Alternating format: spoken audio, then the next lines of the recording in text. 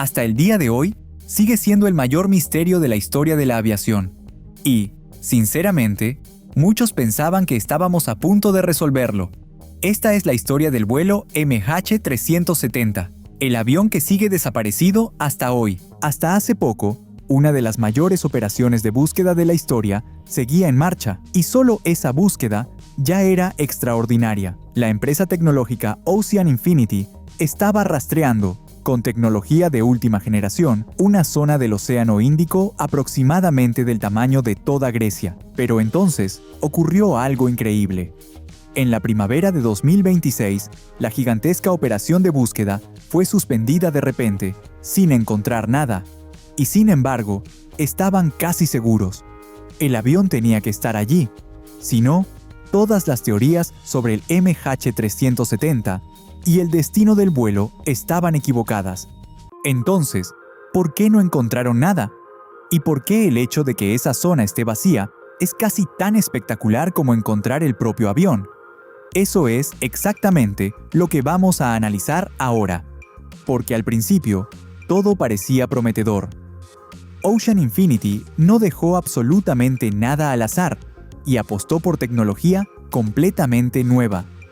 Envió a la Armada 86, uno de los buques de búsqueda más avanzados del mundo, al sur del Océano Índico, exactamente al lugar donde, según sus cálculos, el avión debía haberse estrellado. Desde ese barco especializado, bajaron varios robots submarinos hasta las profundidades, y no eran robots cualquiera. Los drones, llamados Hugin 6000, podían operar de forma totalmente autónoma. Además, escaneaban el fondo marino usando inteligencia de enjambre. Eso significa que hasta 6 de estos robots extremadamente costosos se sumergían al mismo tiempo, se comunicaban entre sí bajo el agua y examinaban el fondo con sonar de última generación, con una precisión de centímetros. En teoría, era la tecnología perfecta para esta misión, pero la realidad fue muy distinta. Los drones habían sido diseñados exactamente para este tipo de rastreo del fondo marino, pero se subestimó por completo el tipo de terreno al que se enfrentaban. La zona de búsqueda se encuentra sobre la llamada Formación Broken Ridge, y se trata de un paisaje volcánico submarino brutal. Imagina el Gran Cañón, pero a 6.000 metros de profundidad bajo el agua. Hay acantilados verticales de cientos de metros de altura y enormes fosas tectónicas. Para el sonar de los drones, ese terreno es una auténtica pesadilla. Cuando un haz de sonar choca contra una pared rocosa enorme y muy empinada, se genera lo que se conoce como sombra acústica detrás de ella, es decir, un punto ciego. Así que, por ejemplo, si un motor del avión estuviera justo al pie de una pared submarina de 800 metros, quedaría completamente invisible para el equipo de búsqueda. En la pantalla de los investigadores, lo único que aparecería sería una mancha negra profunda.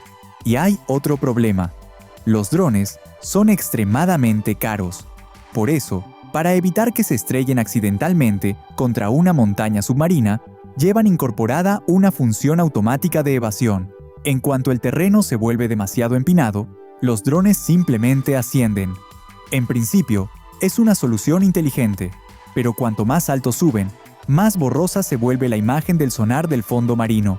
Entonces, los fragmentos más pequeños de escombros pueden no ser detectados en absoluto.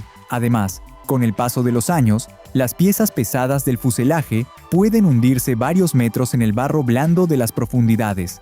En pocas palabras, incluso si el MH370 está en esa zona, existe una posibilidad real de que los robots simplemente pasaran por encima sin verlo.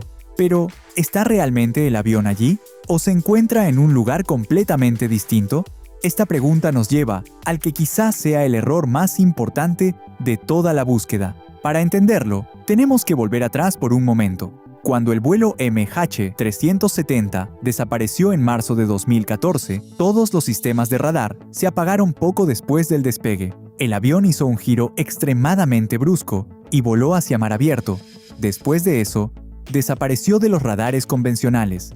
Y eso es precisamente lo que hace que el caso del MH370 sea tan increíblemente difícil de resolver. Sabemos muy poco sobre la ruta del avión. La única pista que les quedaba a los investigadores consistía en exactamente 7 pequeñas señales automáticas de radio, los llamados pings.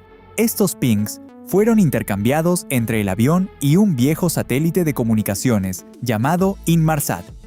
Pero como Malaysia Airlines quería ahorrar dinero en aquel momento, solo había contratado un paquete básico barato. Por desgracia, ese paquete no transmitía ningún dato GPS, así que los investigadores solo tenían el tiempo de viaje de la señal. A partir de eso, calcularon 7 arcos alrededor del planeta. El último pasó a la historia como el famoso séptimo arco.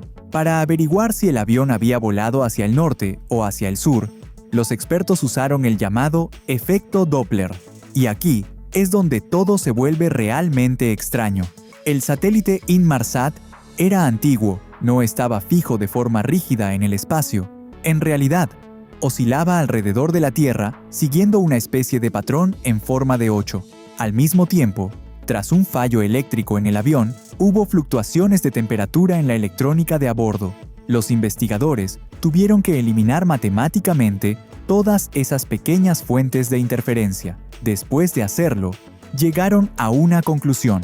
El avión había volado definitivamente hacia el sur. Las autoridades asumieron que el avión siguió volando con el piloto automático hasta que, en algún momento, se quedó sin combustible. Entonces, fallaron los motores. Después de eso, según la teoría, el enorme Boeing se estrelló contra el mar sin control, casi en vertical, como una piedra. Fue precisamente por esa teoría que delimitaron una zona de búsqueda extremadamente estrecha alrededor del séptimo arco. Pero ¿y si esa teoría estaba completamente equivocada? ¿Y si Ocean Infinity gastó millones porque estaba buscando en el lugar incorrecto? De hecho, cada vez más personas ponen en duda esa zona oficial de búsqueda. Un conocido ingeniero aeronáutico llamado Richard Godfrey causó un gran revuelo hace algún tiempo. Afirmó que había encontrado la ruta del avión usando una red mundial de radioaficionados. Su teoría era que, cuando un avión atraviesa esas ondas de radio extremadamente débiles de la red de radioaficionados, debe alterar ligeramente la señal de la red. Godfrey analizó exactamente cómo se había alterado esa señal y usó esa alteración para calcular dónde debería estar realmente el avión. Al principio, sonaba como una solución brillante, pero los científicos desmontaron por completo esa teoría. Los físicos hicieron los cálculos. La energía reflejada por un avión a miles de kilómetros de distancia es increíblemente pequeña. Para ser exactos, la señal es más de 100.000 veces demasiado débil como para que cualquier programa del mundo pudiera detectarla.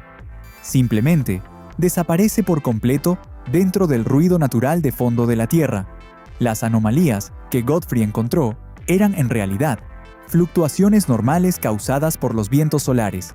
Así que esa pista no llevaba a ninguna parte.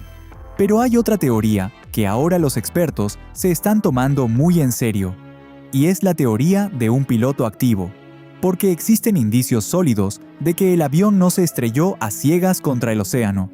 Hace años, una pieza del ala del MH370 apareció arrastrada por el mar en la isla de la Reunión, el llamado flaperón.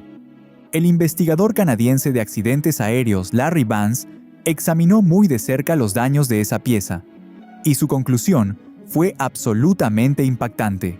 Las marcas en el ala mostraban algo sin lugar a dudas. Los flaps estaban extendidos cuando el avión tocó el agua, y eso significa que hubo un piloto activo a los mandos hasta el final. Realizó un amerizaje controlado, algo parecido a lo que hizo el famoso piloto Sully en el río Hudson, pero en pleno océano, con un oleaje extremo. Pero si eso es cierto, lo cambia todo. Un Boeing 777 no cae como una piedra. Planea, y puede planear una distancia enorme. Después de quedarse sin combustible, el piloto podría haber llevado el avión otros 120 kilómetros.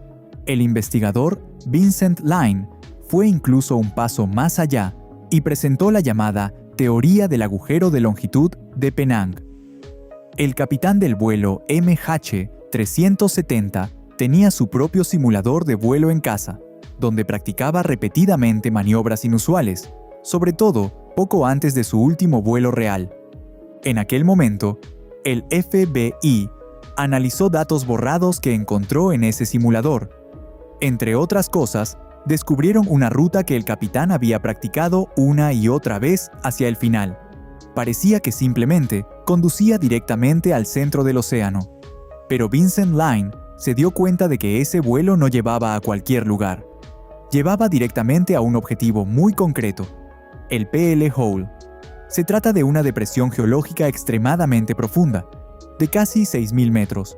Esta teoría encaja de una forma inquietantemente perfecta. Incluso unos micrófonos submarinos captaron ruidos extraños en aquel momento. Esas señales acústicas en el cañón de Perth llegaron exactamente 16 minutos después del presunto impacto. La búsqueda oficial nunca pudo explicar eso. Pero la teoría del planeo de Line resuelve ese misterio hasta el minuto exacto. En definitiva, eso significa que Ocean Infinity buscó con la mejor tecnología del mundo exactamente donde el gobierno quería que buscara, pero los restos del avión probablemente estén cientos de kilómetros más al este, dentro de un gigantesco cráter submarino. Ahora, probablemente se estarán preguntando, ¿por qué no enviar simplemente los drones submarinos allí? ¿Por qué se suspendió por completo la búsqueda si existen pistas tan convincentes? La respuesta es bastante cínica. Todo se reduce al dinero y a la geopolítica. El contrato de búsqueda con Ocean Infinity estaba vigente hasta junio de 2026 y no fue renovado, porque en realidad ninguna de las partes implicadas parece tener ya un interés real en resolver el misterio. Empecemos por Malasia. El gobierno malasio recibió duras críticas desde el primer día. Su fuerza aérea incluso tuvo al avión en el radar en aquel momento, pero nadie reaccionó. Fue un fracaso total de la defensa aérea. Si ahora se encuentran los restos y se analiza la caja negra, todos esos graves errores podrían salir a la luz. Pero para el gobierno de Malasia, un caso sin resolver es mucho más fácil de manejar que un escándalo internacional concreto. China tampoco se está implicando ya. Aunque la mayoría de las víctimas a bordo eran chinas, Pekín ha enterrado discretamente el asunto. Al final, las relaciones diplomáticas y los acuerdos comerciales multimillonarios con Malasia son más importantes para el gobierno que una disputa interminable por un viejo accidente aéreo. Y Ocean Infinity, al final, sigue siendo una empresa. La compañía asumió un riesgo enorme al ofrecerse a buscar los restos del avión en el océano gratis y cobrar solo si lo encontraba. Pero, pese a la enorme pérdida, esta operación de búsqueda, que ya ha costado $70 millones, no fue un fracaso para Ocean Infinity. El director ejecutivo de la empresa explicó que ahora, al menos, pueden decir con certeza dónde no está el MH370. ¿Pero qué piensan ustedes? ¿Creen que el MH370 estaba realmente en la zona de búsqueda y simplemente no fue detectado? ¿Creen que el avión está en un lugar completamente distinto? ¿O tienen una teoría totalmente diferente sobre dónde podría estar ahora este avión?